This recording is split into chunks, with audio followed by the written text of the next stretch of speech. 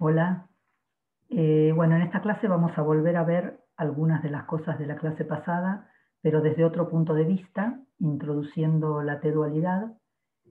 Cuando vimos el caso de la cuerda bosónica, vimos que la T-dualidad introduce muchos fenómenos nuevos, que son propios de la teoría de cuerdas, que no aparecen en las teorías de partículas, cuando uno compactifica en toros. Los fenómenos más notables eran la T-dualidad de la cuerda orientada cerrada y la aparición de las debranas en el límite R tendiendo a 0 de la cuerda abierta. Y vamos a ver que esto se hace más rico cuando uno introduce supersimetría, y esta T-dualidad nos va a permitir también entender que las teorías tipo 2A, 2B y tipo 1 son en realidad distintos estados en una única teoría, que también incluye estados con configuraciones más generales de debranas. Bueno, todo esto que estamos viendo es parte de la teoría perturbativa de cuerdas, pero vamos a ver que muchos de estos resultados son la base para entender la teoría en acoplamiento fuerte, o sea que da indicios de fenómenos no perturbativos. O sea, si bien dijimos que las debranas, la tensión de la debrana aparece como, es proporcional a la inversa de la constante de acoplamiento de la cuerda, y eso da un indicio de que es digamos, un fenómeno no perturbativo, lo vamos a ver ahora más explícitamente, pero lo que quiero recalcar es que hasta ahora todo lo que estuvimos viendo es parte de la teoría perturbativa de cuerdas. En particular vimos cómo actúa la T-dualidad sobre los campos y las fuerzas de campo de Ramón Ramón. Vimos que agrega o elimina el índice de las dimensiones que están dualizadas, y entonces transforma la teoría tipo 2A en la 2B y viceversa. Y ahora vamos a ver más en particular el caso, cómo actúa la T-dualidad en la teoría tipo 1. Para eso primero vamos a ver algunas cosas de T-dualidad que no habíamos visto en la cuerda bosónica no orientada y que nos va a servir. O sea, si tomamos el límite, vamos a ver entonces, volvemos un poquito para atrás y vamos a ver la cuerda bosónica no orientada. Y vamos a empezar con la cuerda cerrada, bosónica no orientada. Entonces recordemos, para formar la teoría no orientada tenemos que imponer que el operador paridad de la hoja de mundo tenga autovalor +1. O sea, nos quedamos solo con los estados que tienen omega igual a +1. Y esto lo pensábamos como que estamos gaugeando esta simetría omega. En particular, las funciones de transición que se usan para construir las hojas de mundo pueden incluir inversión de orientación, porque es una simetría de gauge, y esto produce las hojas de mundo no orientadas. O sea, vimos que así aparecían los crosscups, la botella de Klein, la banda de Möbius. La teoría T-dual, o sea, si vemos qué pasa con la T-dualidad en la cuerda bosónica no orientada, la T-dualidad se obtenía cambiando la coordenada X, o sea, usábamos estas coordenadas X tilde o X', no recuerdo cómo lo habíamos llamado, pero que básicamente es invertir el signo de la parte right, ¿no? La X left de Z menos X right de Z barra. En lugar de la coordenada usual, que es la suma de X left más X right. En la descripción original, gaugeamos la paridad de hoja de mundo.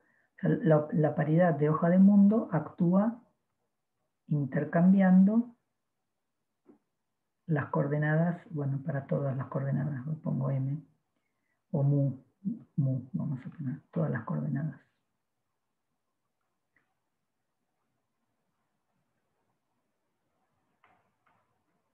Intercambia, o sea, la operación esta de paridad intercambia las coordenadas left con las right. Entonces, en términos de coordenadas t duales, lo que hace omega es la x tilde m, o sea, donde m son las coordenadas sobre las que se hace la t dualidad, ¿no? Entonces, la x tilde m de z, z barra, va a menos x tilde m de z barra z, y las coordenadas mu, las coordenadas estas mu son aquellas en las que no se hace la t dualidad. Entonces simplemente la coordenada tilde intercambia z y z barra.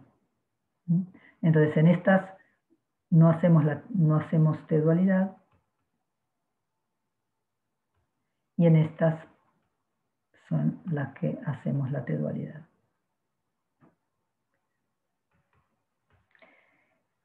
Entonces, en la teoría t dual, la simetría es el producto de una transformación de paridad en la hoja de mundo y una reflexión en el espacio-tiempo.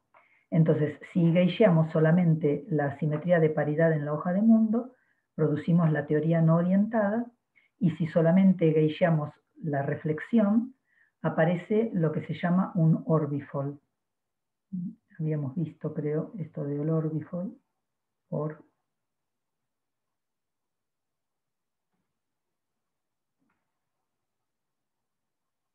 Perdón. Orbifold. O sea, al gaugear la reflexión, por ejemplo, si estamos compactificando una dimensión en el círculo, identificamos lo que hacemos, tenemos el círculo, y hacemos una identificación Z2, y el orbifold es básicamente el cociente S1 sobre Z2, que convierte el círculo en un segmento. Entonces, esto es lo que hace la simetría de reflexión en espacio-tiempo. Y si combinamos las dos, omega más reflexión, lo que se produce es un orientifolio, que vimos la clase pasada que era necesario introducir en el caso de la tipo 1 por consistencia para eliminar los tadpoles, ¿no? Pero bueno, ahora quiero mostrar que, digamos, que estos orientifolios aparecen como consecuencia de la simetría de t-dualidad en las teorías no orientadas.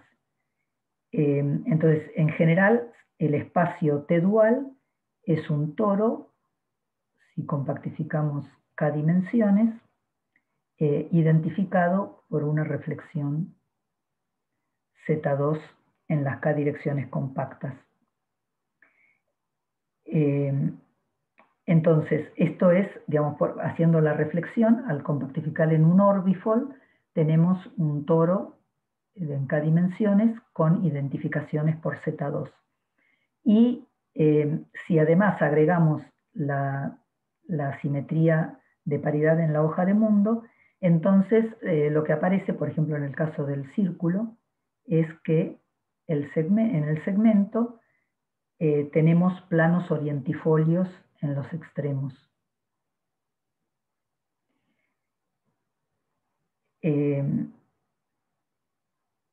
O sea, tenemos digamos, el círculo sobre Z2, pero en los extremos del segmento aparecen estos planos orientifolios. Entonces, fuera de los orientifolios, la física local es la de la teoría orientada. A diferencia de la teoría no orientada original, donde la proyección elimina la mitad de los estados localmente, acá relaciona la hoja de mundo en cualquier punto a su valor en el punto imagen. O sea, cuando hacemos la combinación de reflexión más paridad, entonces en cualquier punto del segmento, en este caso, la física local es como la física de una teoría de cuerdas orientada, y la no orientación solamente se ve en los extremos en el orientifolio. Bueno, volviendo entonces ahora al caso de la teoría tipo 1.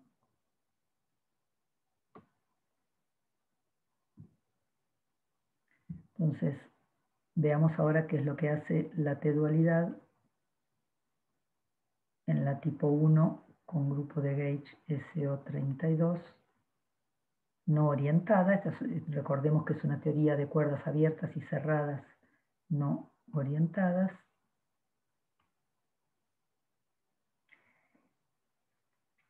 Y bueno, vamos a mirar el límite en que el radio de compactificación tiende a 0. Y esto vamos a ver que nos conduce a debranas y orientifolios.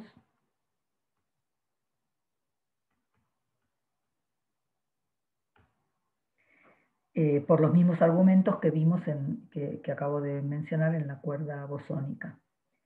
En realidad, cuando hicimos la clase pasada, vimos que las debranas y los orientifolios eran necesarios por consistencia para eliminar los tadpoles en la función de partición, pero ahora vamos a ver que también se pueden ver como consecuencia de la simetría de T-dualidad.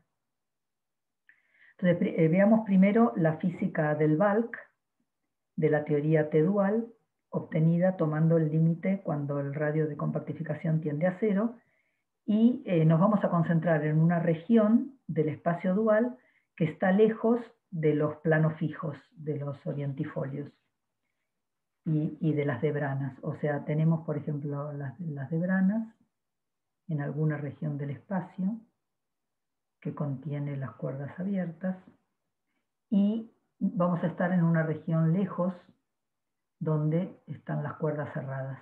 O sea, las cuerdas cerradas están lejos de las debranas y de los orientifolios. Entonces, la física local es la de una teoría de supercuerda orientada cerrada.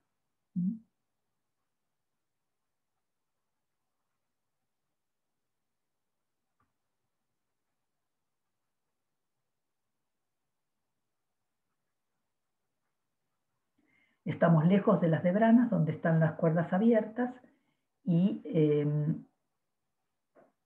la teoría es orientada porque la proyección de orientación lo que hace es relacionar el estado de cualquier cuerda con la de su imagen detrás del plano fijo. O sea, cuando hay un orientifolio, hay una imagen de la cuerda cerrada del otro lado del orientifolio, y bueno, y eso es lo que tiene que ver con la orientación. Pero si uno mira localmente lo que le pasa a una cuerda cerrada que está lejos de la debrana y el orientifolio, la física es orientada. Entonces, la física local tiene que ser la de una teoría tipo 2. Esta, la cuerda cerrada orientada, es la tipo 2.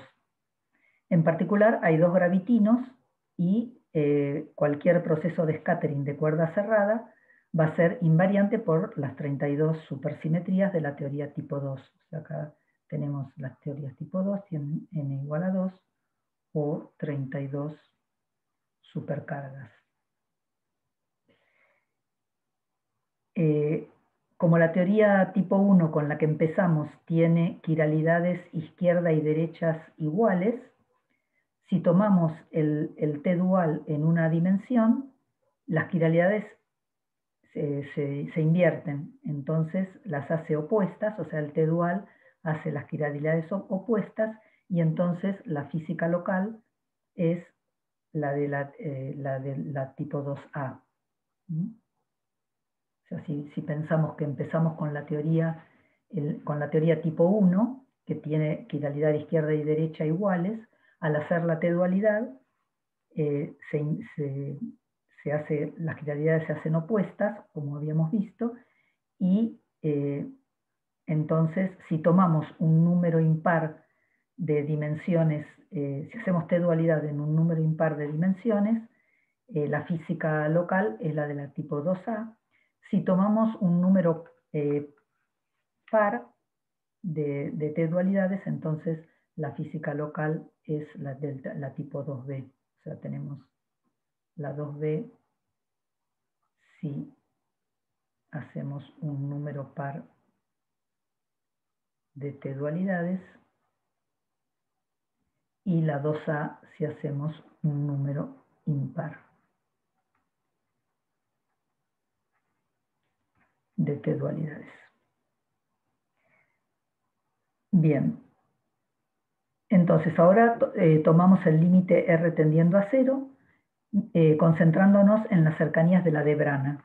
O sea, ahora vamos cerca de la de Brana, en la teoría dual, y, por ejemplo, ajustamos las líneas de Wilson para que el plano fijo, el orientifolio y las otras de Branas se alejen en el espacio-tiempo T dual. Recordemos que tenía que haber 16 de Branas, pero nos ponemos cerca de una y ponemos las otras lejos, de manera que estamos solo cerca de una de Brana. Entonces, cerca de una única de Brana, los grados de libertad de bajas energías sobre la de Brana son los estados no masivos de la cuerda abierta, o sea, teníamos el bosón de Gauge en el sector de Neveu-Schwarz y los modos, los modos perpendiculares, ¿no? que nos decían la forma de la de Brana en la dirección perpendicular. Los estados bosónicos entonces son un campo de Gauge que vive sobre la de Brana y esto llamábamos las coordenadas colectivas para la de Brana. Y los estados fermiónicos, vamos a subir un poquito.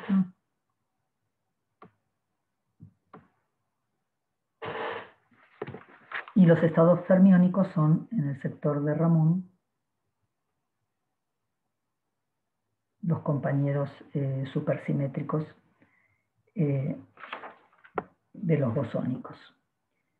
Entonces, ahora consideremos un proceso en el cual las cuerdas cerradas escaterean o interactúan, se dispersan por la de Brana.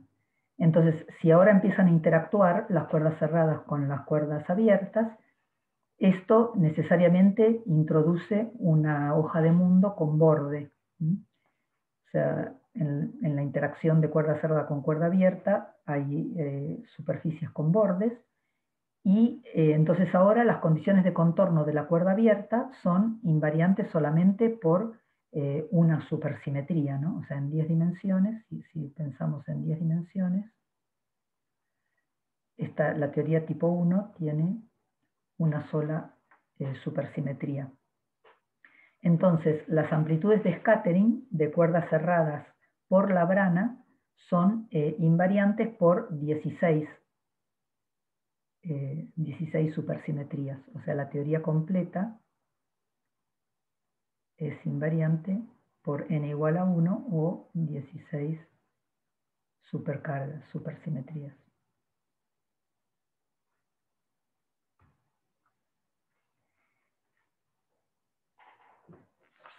Bien, entonces, entonces lo que está sucediendo es que la de Brana rompe algo de supersimetrías. El único estado invariante por todas las supersimetrías es el vacío, pero bueno, en realidad es sorprendente que la de Brana deja la mitad de la supersimetría. O sea, teníamos una n igual a 2 para las cuerdas cerradas, y en presencia, cuando interactúan con las de Brana, la supersimetría se rompe a la mitad. Esto, digamos, estos objetos que rompen supersimetría a la mitad se llaman estados BPS. Este es un estado de BPS, recordemos que habíamos visto los estados BPS. Voy a recordar un poquito qué eran estos estados. El álgebra de supersimetría, el álgebra de supersimetría más general, abro un paréntesis, para objetos puntuales tiene esta forma: la carga de supersimetría, el anticonmutador de las cargas de supersimetría.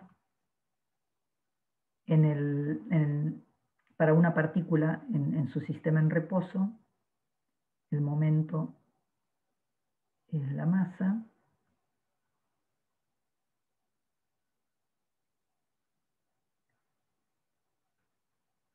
y en general puede aparecer esta matriz ZAB, gamma 0, alfa beta.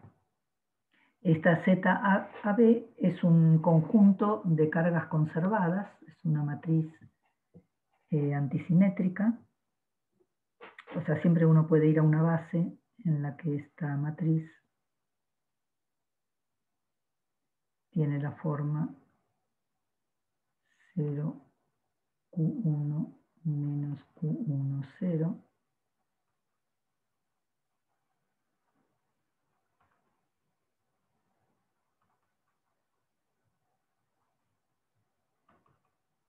Y así siguiendo. Con estos QI mayor o igual que 0. O sea, el miembro izquierdo del álgebra es una matriz no negativa. Entonces los autovalores, que son M más menos Q más menos QI, tiene que ser mayor o igual que 0, o sea, esto pone una cota inferior para la masa dada por la carga, y esto es lo que se llama el BPS bound, ¿no? El límite BPS. O sea, los estados BPS tienen que llevar cargas BPS. Entonces, en este caso hay un conjunto de cargas con las propiedades de Lorentz correctas. En el caso de las debranas, las cargas son cargas de los campos de Ramón-Ramón, que son formas antisimétricas. O sea, entonces estamos viendo que, repito, las debranas son objetos BPS en el sentido que rompen la mitad de la supersimetría, tienen que llevar cargas, y las cargas que llevan son las cargas de los campos de Ramón-Ramón. El volumen de mundo de una pebrana, de una depebrana, se acopla naturalmente a un potencial que es una P más 1 forma.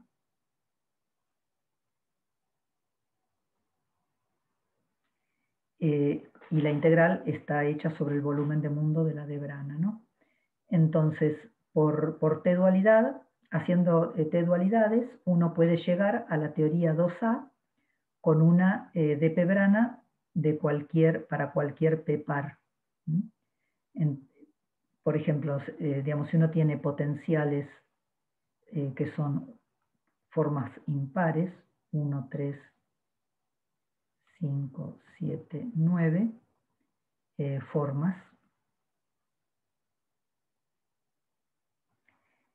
como uno tiene en la teoría 2A, o sea, la 1 y la 3 forma están en la teoría 2A, las 5 y 7 formas dan descripciones equivalentes de la misma física por la dualidad de Poincaré. El potencial 9 forma lo vamos a discutir la clase que viene en el contexto de la teoría efectiva de bajas energías.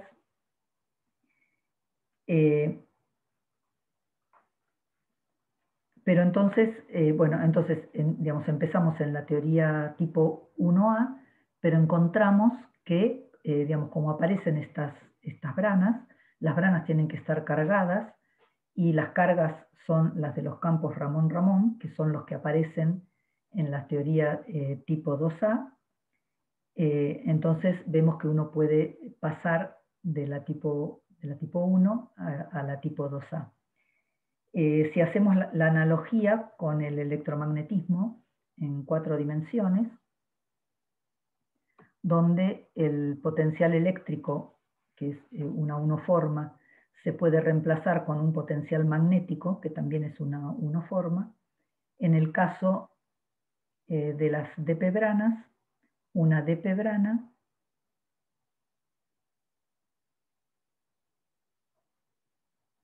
y una D6 menos P brana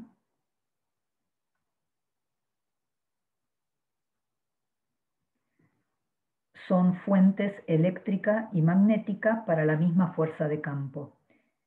Por ejemplo, las ecuaciones de movimiento libres y la identidad de Bianchi para una fuerza de campo 2 forma tienen la forma, la derivada exterior del dual de la 2 forma igual a la derivada exterior de la 2 forma igual a 0. Son simétricas, la ecuación de movimiento y la identidad de Bianchi. Son simétricas entre F2 y el dual de F2, que es una 8 forma. Y se pueden escribir en términos de un potencial 1 forma y 7 forma. O sea, esta F2 es la derivada exterior de un C1 y cumple que la derivada exterior del dual de la fuerza de campo es igual a 0 y el dual de la F2, que es en realidad una 8 forma,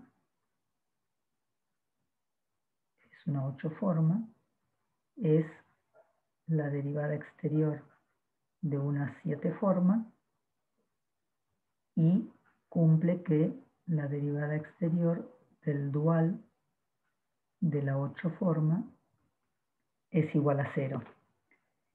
Entonces, o sea, esta es la generalización de lo que pasa en 4 dimensiones entre una carga eléctrica y una carga magnética. En 4 dimensiones es particular porque, porque son 4 y el F2 y su dual son a los dos formas, pero en general, por ejemplo, en una fuente eléctrica, que podría ser una D0 brana, para una D0 brana en 10 dimensiones, la D0 brana está, digamos, hay una 1 forma se acopla a una D0 brana, ¿no? Y la 7 forma se acopla naturalmente a una D6 brana. La ecuación de movimiento tiene un término de fuente, o sea, en una fuente eléctrica, que sería la D0 brana, la ecuación de movimiento tiene una fuente, y también en el caso de la D6 brana, la ecuación de movimiento tiene un término de fuente.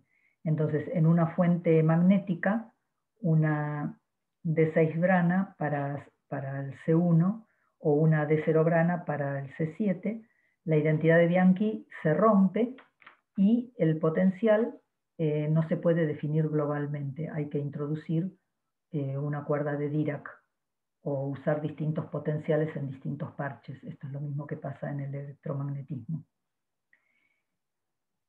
Esto es en el caso de la cuerda 2A, donde las formas son impares.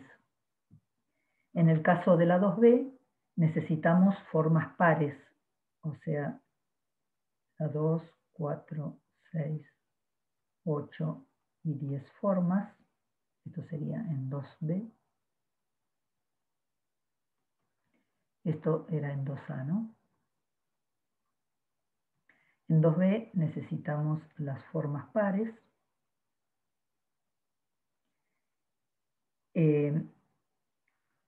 Los primeros 4, 2, 4, 6 y 8, aparecen en la descripción eléctrica o magnética de los estados de Ramón-Ramón que se están propagando, y la existencia de la 10 forma la dedujimos cuando vimos las divergencias de la teoría tipo 1 y argumentamos que tenía que haber un acoplamiento que era de la forma integral de C10, donde la integral corre sobre todo el espacio-tiempo.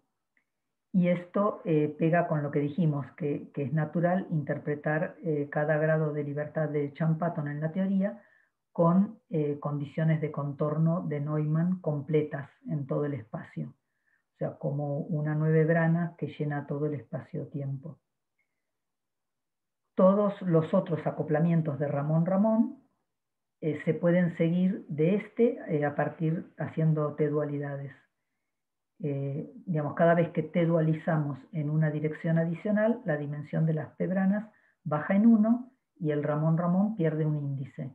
Entonces, si empezamos con el C10, T dualizamos 2 veces, seguimos en la 2B, obtenemos una 8 forma, T dualizamos otras 2 veces, obtenemos la 6 forma y así siguiendo.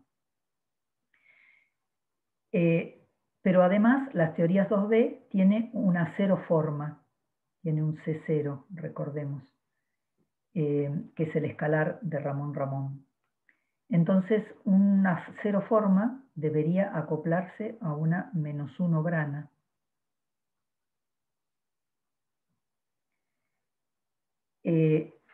Bueno, una -1 brana es algo raro, pero hay una interpretación natural, se puede definir por condiciones de contorno de Dirichlet en todas las direcciones, incluyendo la dirección temporal.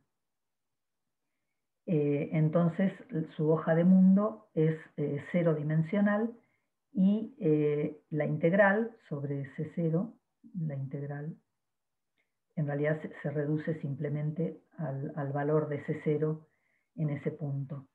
Entonces, un objeto, este es un objeto que está localizado en el espacio y en el tiempo, y este tipo de objetos se llaman instantones. Esto es un instantón. Un objeto localizado en espacio y tiempo.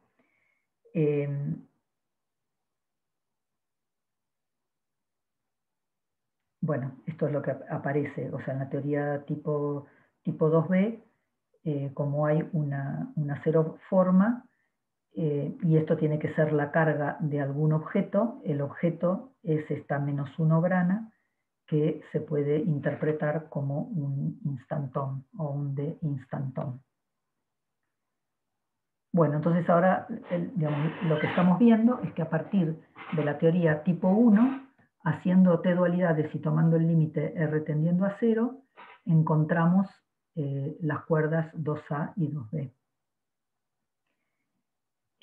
Y por otro lado estamos viendo que estos campos de Ramón-Ramón son las cargas de las debranas. Y el descubrimiento de que las debranas llevan carga de Ramón-Ramón cierra, digamos, por otro lado, cierra dos temas que habían quedado un poco sueltos en las discusiones anteriores. Por un lado, dijimos que las cuerdas ordinarias no tienen cargas de Ramón-Ramón, tienen cargas de Neveu-Schwarz, del tensor antisimétrico de Neveu-Schwarz. Pero ahora lo que vemos es que la teoría de cuerdas tiene una fuente para cada campo de gauge. Y esto extiende el resultado que habíamos visto en la cuerda bosónica, que el campo de gauge de la compactificación del tensor antisimétrico, en ese caso de Neveu-Schwarz, bajo el cual todos los estados en la teoría de campos son neutros, habíamos dicho que se acopla a las cuerdas con winding.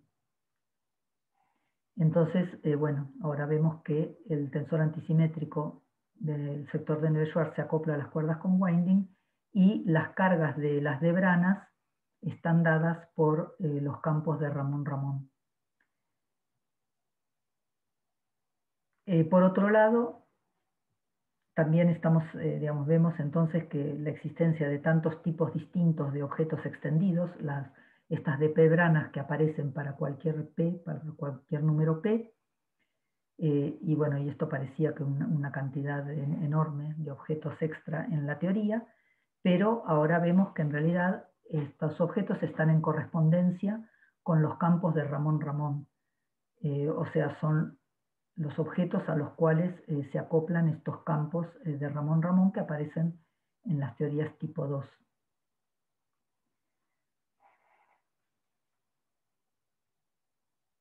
Bueno, la divergencia de la teoría tipo 1 para grupos distintos del SO32, o sea, en la tipo 1,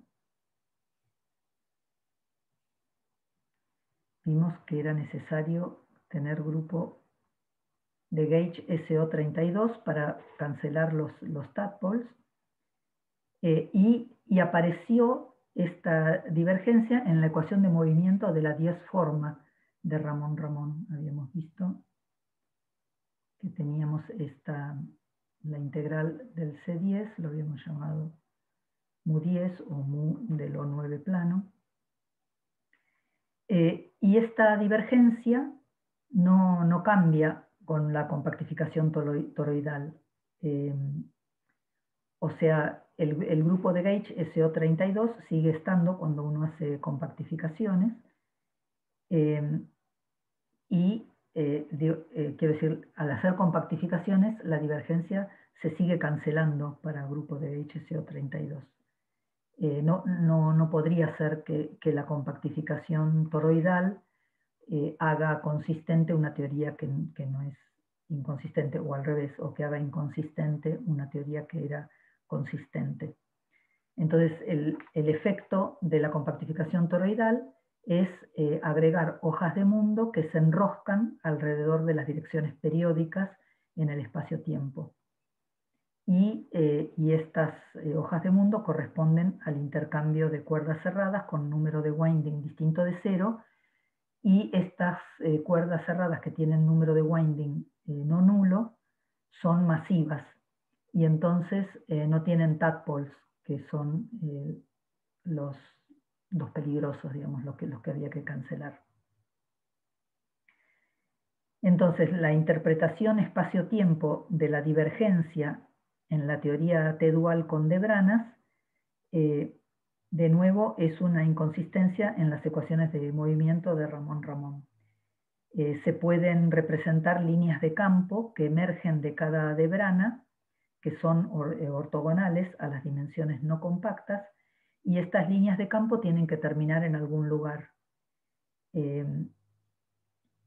Y además, digamos, todas las de-Branas tienen que tener el mismo signo de la carga, porque el conjunto completo de de-Branas todavía es un estado BPS, o sea, todas las 16 de-Branas son lo que, digamos, originan la ruptura a la mitad de las supersimetrías, y como la masa total es lineal en la carga, o sea, son objetos BPS que tienen masa igual a la carga en el límite de BPS, entonces la masa total es lineal en la carga total para un estado BPS. Entonces sabemos que el tadpole del disco se cancela por el cross-cap no orientado. En el espacio-tiempo T-dual, el cross-cap tiene que estar localizado cerca de uno de los planos orientifolios, o sea, estos cross-caps los habíamos identificado con los orientifolios, así como los discos los habíamos identificado con las de-Branas. Perdón.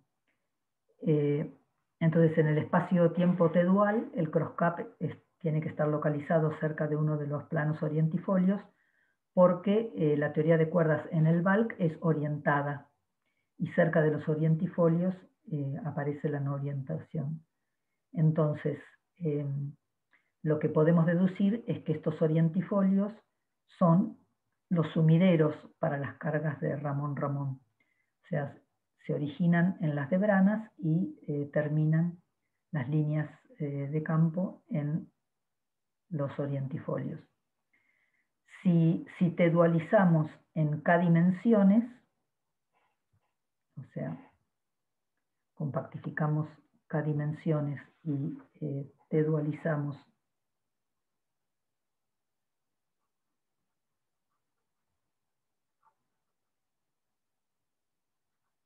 K dimensiones,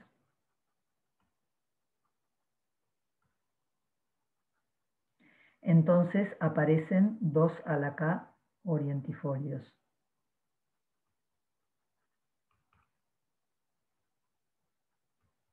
¿No? Recordemos que, por ejemplo, en el segmento, cuando compactificábamos el círculo, los orientifolios aparecen en el extremo. Por cada extremo, por cada dirección compactificada, aparecen 2 orientifolios.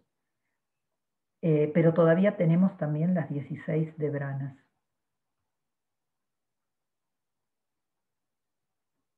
Entonces, como la carga total tiene que ser igual a 0, porque las líneas no tienen a dónde ir, entonces la carga de un plano orientifolio, entonces la carga, llamarlo mu, de un orientifolio, tiene que ser menos 2 a la 4 menos K veces la carga de una debrana de la misma dimensión, ¿no? O sea, bueno, no le pongo dimensión porque, digamos, un O plano, la carga de un O plano tiene que ser menos 2 a la 4 menos K la carga de una de debrana, para la misma dimensión.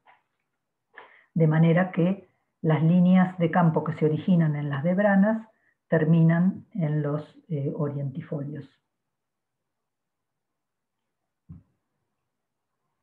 Bueno, esto termina de cerrar este tema de las líneas de campo y las cargas de las debranas.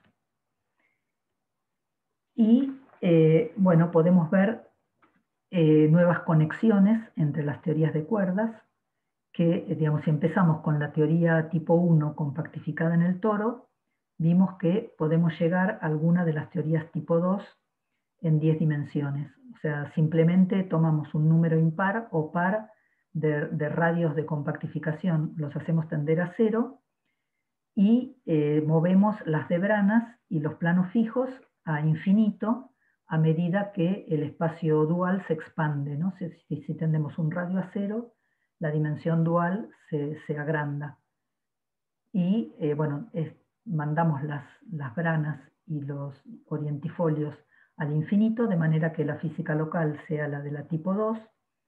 Entonces, estos objetos se tienen que pensar como límites de una única teoría. O sea, la teoría tiene muchos estados, tiene, digamos, cuerdas tipo 1, tipo 2, A, tipo 2B, tiene debranas, tiene orientifolios.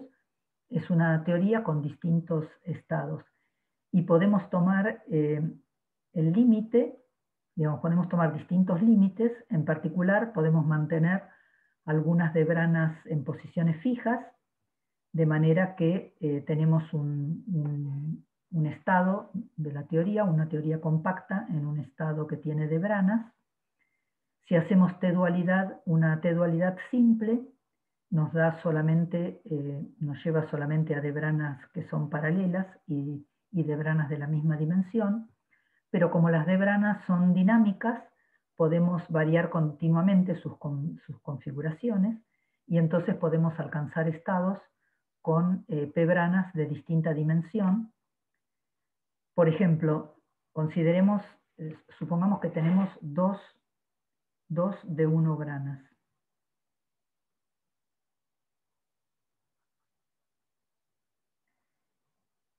Que son de cuerdas, ¿no? En la teoría 2B, que es la que tiene las branas impares. Y supongamos que llegamos a estas de 1 brana a partir de dualizar en 8 direcciones. Entonces supongamos que una de las branas está en la dirección 1 y la otra está rotada para caer en la dirección 2. Entonces, por ejemplo, tenemos así en la dirección 1, supongamos que esta, vamos a poner acá, que esta es la dirección 1 y esta es la dirección 2. Entonces tenemos una D1 brana en la dirección 1 y la otra en la dirección 2. Entonces, si hacemos una T-dualidad en la dirección 2, invierte, o sea, ahora hacemos una T-dualidad en la dirección 2 y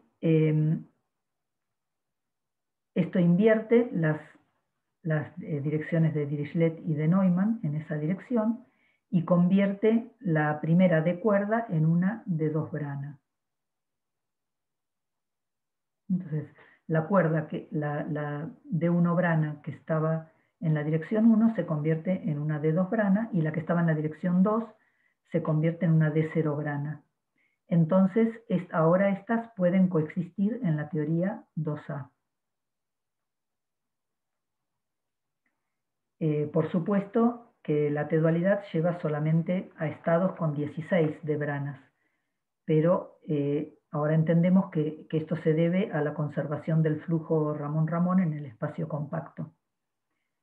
En un espacio no compacto, o sea, si estamos en 10 dimensiones, el flujo Ramón-Ramón puede ir a infinito y entonces se puede permitir que haya cualquier número de branas. O sea, que haya 16 era condición de consistencia, pero bueno, ahora vemos que si compactificamos necesitamos este número para que no haya líneas de flujo que no tengan a dónde ir.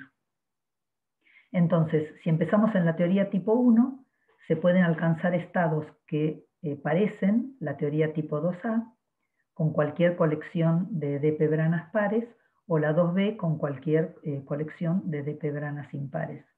Entonces, en resumen, estamos considerando una única teoría que una única teoría que tiene un estado con 16 de 9 branas y un O9 plano orientifolio que parece una teoría tipo 1. Pero esta teoría también contiene un número infinito de otros estados con configuraciones muy generales de branas. O sea, esto es lo que, digamos, esto es parte de las dualidades que permiten entender que estas teorías, en particular estas que estamos viendo, la tipo 1, 2A y 2B, están todas vinculadas por dualidades y son simplemente distintos estados de una única teoría. Algo parecido se puede hacer con las cuerdas heteróticas, aunque las cuerdas heteróticas no tienen branas, pero hay un fenómeno parecido, pero bueno, como no vimos cuerda heterótica, no podemos, por ahora no podemos hablar de esto. Bueno, una cosita más antes de ir al descanso.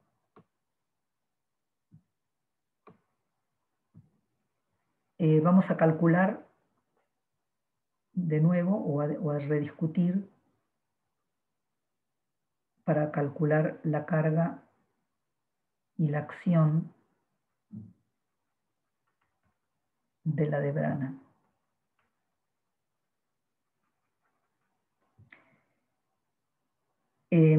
Los estados BPS, vimos que estas D-branas son estados BPS, los estados BPS son estados BPS con la misma carga y no hay fuerza entre objetos estáticos BPS de la misma carga. O sea, las fuerzas entre objetos BPS de la misma carga estáticos tienen fuerza igual a 0.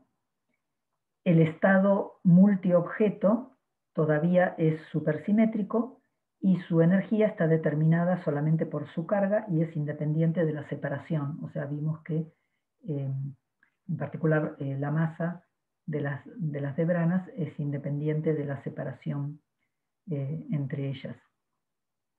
Para dp-branas paralelas, la supersimetría no rota es la misma que para una única dp-brana, y que las fuerzas entre las D-branas se anule resulta de la cancelación entre la atracción debido al dilatón y al gravitón y la repulsión debida al tensor de Ramón-Ramón, ¿no? O sea, habíamos visto que si tenemos dos dp-branas de la misma dimensión paralelas, se están intercambiando estados de Neveu-Schwarz y Ramón-Ramón. El gravitón y dilatón produce una fuerza atractiva y los estados de Ramón-Ramón una fuerza repulsiva, tienen la misma carga, y en conjunto la fuerza total es cero, y esto es lo que sucede para objetos DPS, no hay fuerza entre las dp-branas paralelas.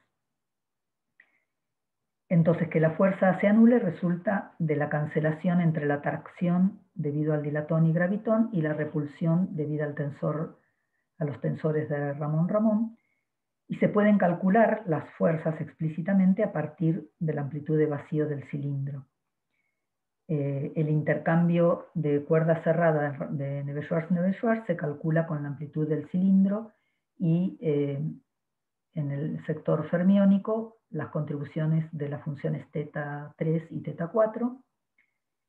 Y cuando hay d-branas teníamos que modificar esta expresión eliminando los factores de integración del momento en las direcciones de Dirichlet e introduciendo el término para la tensión de una cuerda extendida a una cierta distancia que la llamábamos I mu.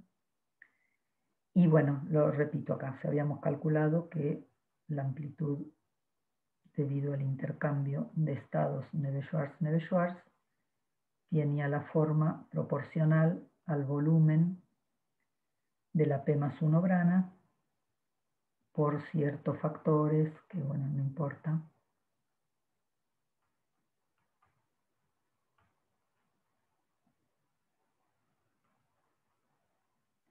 Por G9 menos P. Este cálculo es el mismo que habíamos hecho en el caso de la cuerda bosónica, pero ahora, como es en 10 dimensiones, aparece esta G sub D, es la función de Green escalar. Y entonces, debido a la cancelación supersimétrica en la traza, la amplitud de intercambio de Ramón-Ramón tiene que ser igual a menos la amplitud de intercambio de Neveu-Schwarz. Y entonces la fuerza total se anula, como esperamos. Esto se puede ver explícitamente, pero bueno.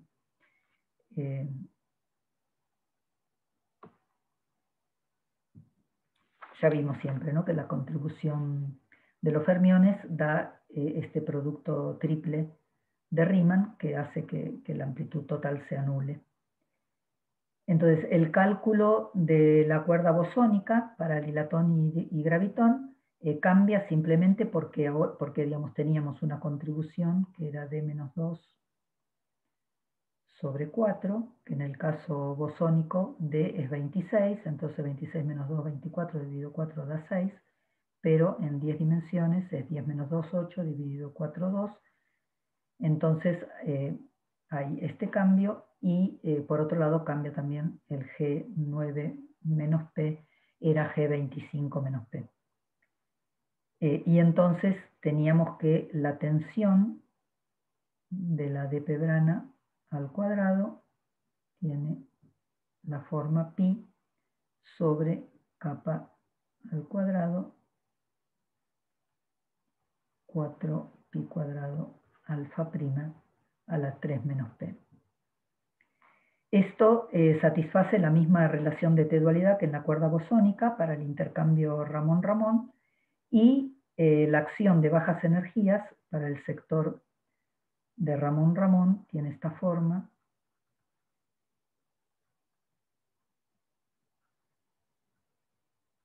En 10 dimensiones.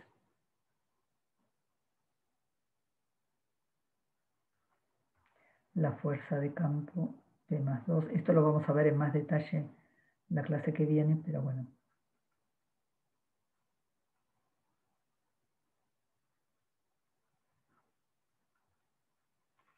O sea, tenemos el acoplamiento de las formas Ramón Ramón nos da estos términos con la carga de la dp brana y el término cinético de la Fp más 2. Entonces el término cinético está normalizado canónicamente y entonces el propagador para cualquier componente dada es 1 sobre capa cuadrado, acá es capa cuadrado, perdón, 1 sobre capa cuadrado, y entonces la amplitud de la cuerda es, en el caso Ramón Ramón, bueno, va a aparecer mu p al cuadrado por g 9 menos p de i. Acá también es de i, donde i es la separación entre las branas, ¿no? Entonces, en el caso Neve-Schwarz aparece el factor de la tensión de las cuerdas y en el caso Ramón Ramón aparece la carga de las dp brana. Bueno, y entonces lo que se puede ver es que la carga de la dp brana al cuadrado es pi sobre capa 10 al cuadrado por 4pi alfa prima, 4pi cuadrado alfa prima a la p menos 3, y esto es e a la 2 phi por la tensión tau 1, llamado esto. Bueno, tau o t, no me acuerdo cuál llamamos t y cuál llamamos tau.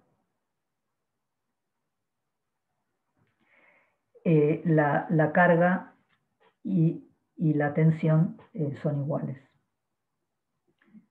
La carga de la dp brana y la tensión de la dp brana. Hay un check de consistencia sobre este resultado que sobre el valor de la carga Ramón-Ramón que generaliza la condición de cuantización de Dirac para la carga del monopolo magnético. O sea, vamos a recordar cómo es esta condición.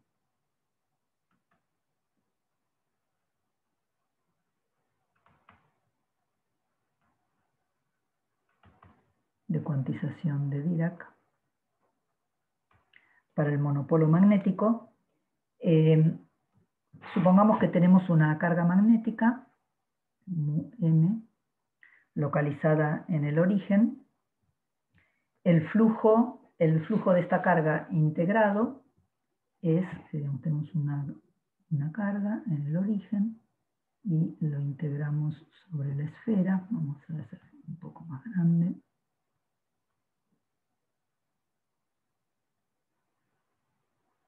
Bueno, supongamos que esta es una esfera. La integral en la esfera de F2 es la carga magnética, pero como la integral sobre una superficie cerrada es distinta de cero, entonces no podemos escribir F2 como el diferencial de A1 para ningún potencial vectorial.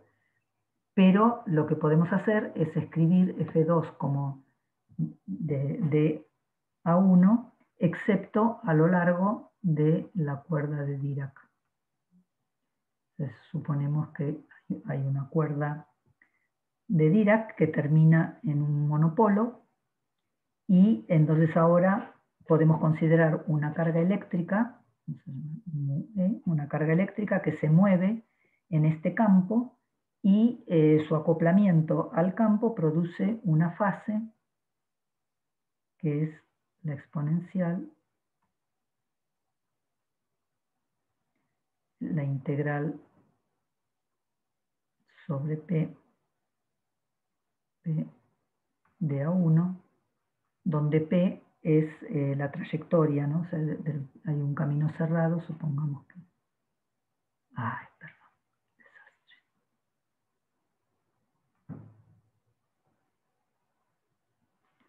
Bueno, supongamos que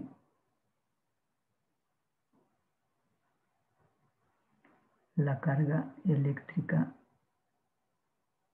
sigue esta trayectoria. La llamamos P. Y esto podemos escribirlo, la fase, como la exponencial de I por la carga eléctrica por la integral sobre el casquete, o sea, todo el casquete encerrado por la trayectoria de F2. Entonces, cuando la partícula cargada con carga mu E se mueve sobre un camino cerrado, entonces la superficie esta D es el casquete, que está subtendido por P, y no intersecta a la cuerda de Dirac.